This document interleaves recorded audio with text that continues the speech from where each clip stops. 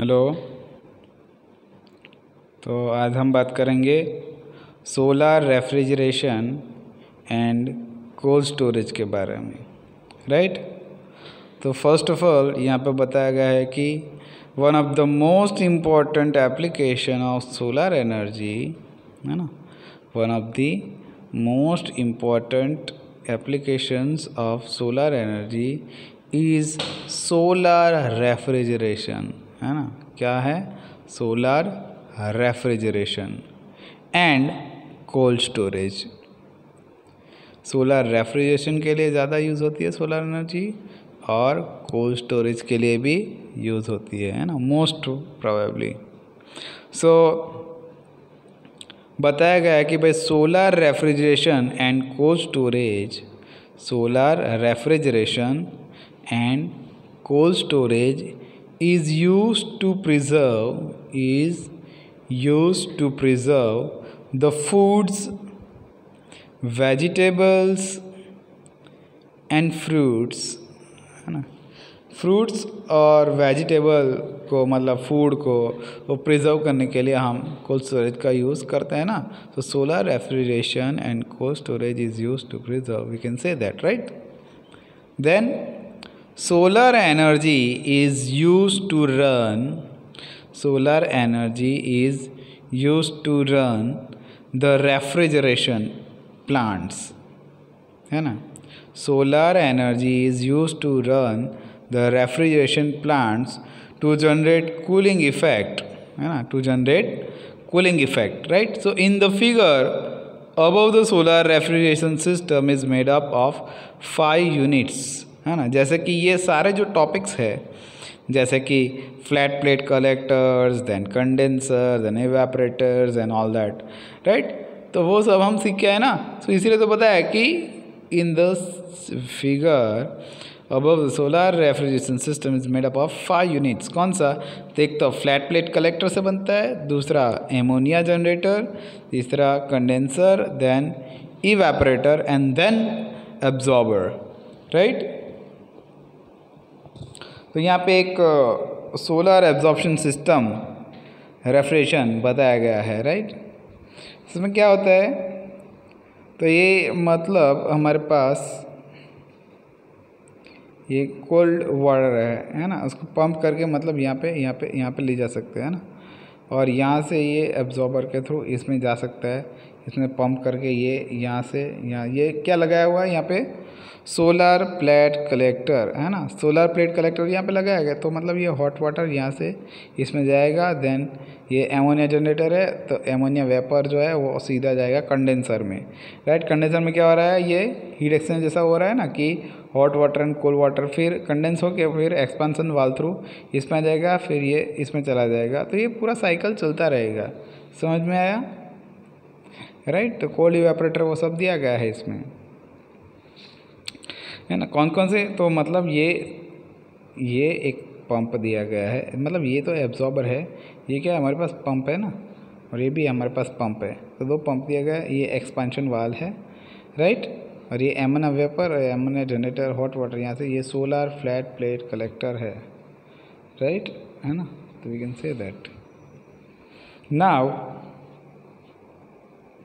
The flat plate collectors collect solar radiations, है ना।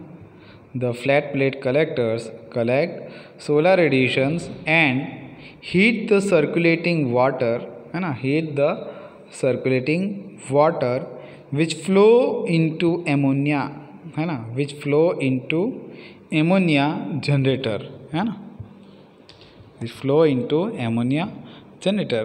क्योंकि उसमें हो रहा है, देखो ये फिगर में तो हमने देखा है ना, ये वाटर मतलब ये इसमें जा रहा है ना, तो ये एमोनिया जनरेटर में जा रहा है, राइट।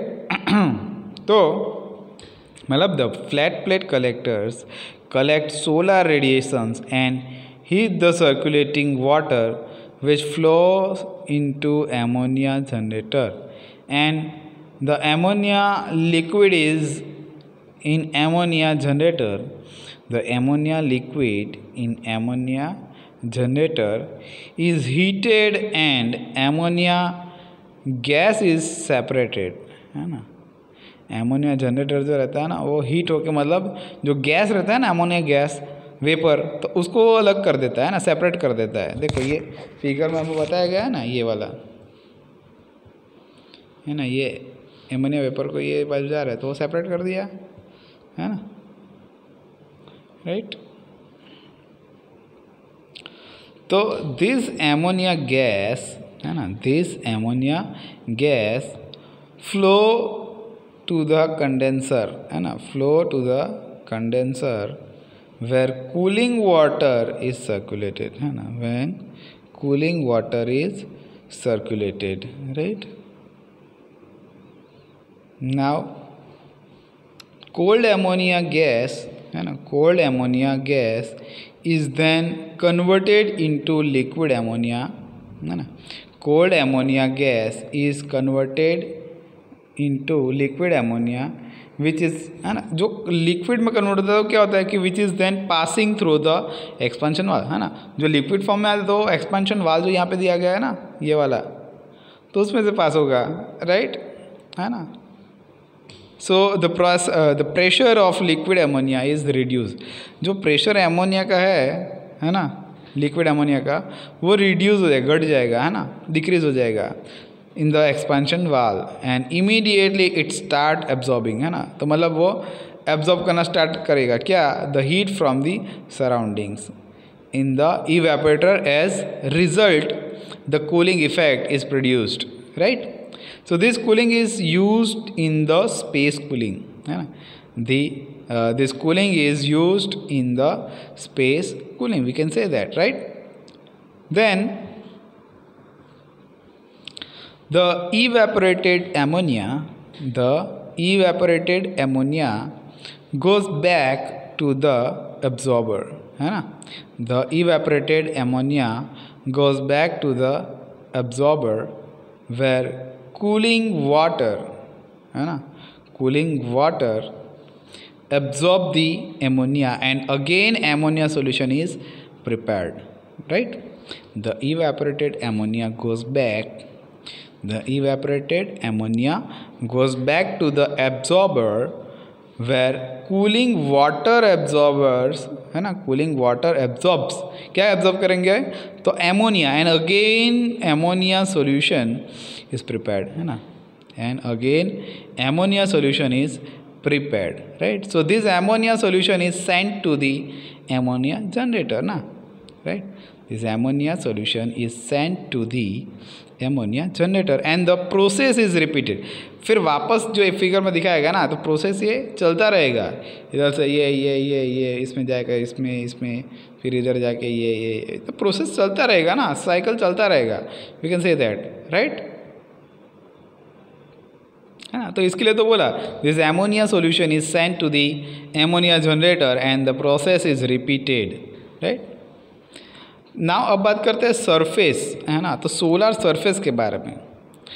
तो सोलर सरफेस के बारे में बताया गया है कि भाई the solar surface is an optical system where solar radiation is concentrated to a very small area to obtain, right, very small area to obtain a very high temperature है ना, a very high temperature, we can say that, right. The solar furnace is an optical system where solar radiation is concentrated to a very small area to obtain a very high temperature है ना, ज़्यादा temperature की। So it may consist of solar energy, solar energy concentrator जो हम देखेंगे, right, कि concentrator of parabolic type reflector known as heliostat, उसको क्या बोलते हैं हम, हेलियोस्टेट बोलते हैं, राइट। सो स्कीमेटिक लेआउट जो है of solar furnace using heliostat is given like this, right. तो देखो यहाँ पे दिया गया है ना, तो ये मतलब ये वो है क्या, एक ये प्लेट है, तो ये प्लेट ऐसे लगा है, तो उसमें से क्या ये सोलर रेडिएशन इस पे पड़ेगा और वो सीधा इस पर रिफ्लेक्ट होगा, है ना, राइट। तो इस पे रिफ्लेक्ट होकर वो यहाँ पे आएगा, तो ये क्या हमारा रिसीवर है ना, ये क्या हमारा कॉन्सेंट्रेटर है, राइट। तो ये सोलर रेडिएशन इस पे आ रहे हैं, रिफ्लेक्ट होकर ये आया, यहाँ से यहाँ रिसीवर में जाएगा, सेम वे है ना। तो सब जगह पे लगाया गया है, देखो एक यहाँ पे है, यहाँ पे है, यहाँ पे, यहाँ पे, यहाँ पे, यहाँ पे, यहाँ पे, है ना। तो रिफ्लेक्ट होके इस पर रिफ्लेक्ट वापस इसमें जाएगा, है ना। तो ये रिसीव करेगा यहाँ पे, समझ में आया, है ना। तो प्रिंसिपल ऑफ सोलर फर्नेस के लिए ये दिया गया है, राइट। देन बताया कि भाई सोलर, है ना, देन बताया कि भाई सोलर फर्नेस, है ना, solar furnace are use to study the chemical, optical, electrical and thermodynamic properties, है ना। सोलर फर्नेस आर, है ना, solar furnaces are use to study the chemical, optical, electrical and thermodynamic property, right. Thermodynamic properties of material at very high temperature. तो वो temperature की very high temperature तो बताया, लेकिन अप्रॉक्सी कितना होगा वो, राइट। तो वो होगा अबाउट 3500 3500 डिग्री सेंटीग्रेड हो सकता है, राइट, अप्रॉक्सीमेटली, है ना। तो ये हम बोल सकते हैं, राइट।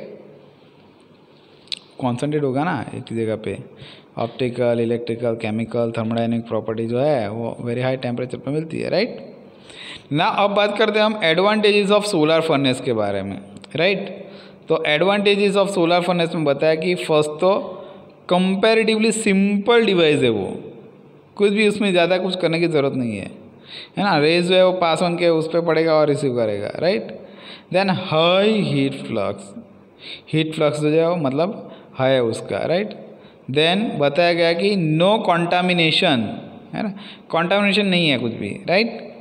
देन फोर्थ बताया कि continuous observations and that too in the absence, है ना, continuous observations and that too in the absence of electromagnetic field, ऐसा हम बोल सकते हैं ना, इलेक्ट्रोमैग्नेटिक फील्ड्स। ये हो गया एडवांटेजेस। बात करते हैं डिसएडवांटेज के बारे में। तो डिसएडवांटेज में हमें बताया गया है कि भाई इनिशियल कैपिटल कॉस्ट जो है इज़ वेरी हाई। तो डिसएडवांटेज तो पैनल लगाना पड़ेगा, फिर वो करना पड़ेगा, रिसीवर लगा, हाँ तो खर्चा तो बढ़ेगा, है ना। कि इनिशियल जो मतलब एक बार लगा दिया फिर कोई दिक्कत नहीं है ना।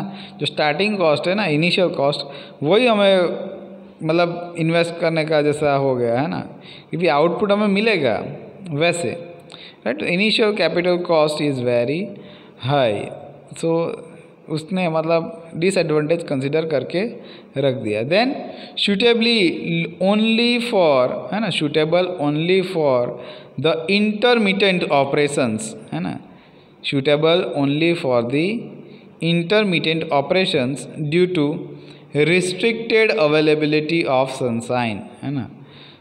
सनशाइन की मतलब रिस्ट्रिक्टेबिलिटी होगी ना, रिस्ट्रिक्टेड अवेलेबिलिटी मतलब, है ना, अटक जाए, आए नहीं आए, है ना, कंटिन्यूस वो नहीं है ना, डे लाइट में ही आएगा वो, है ना। तो इसकी वजह से हम बोल सकते हैं।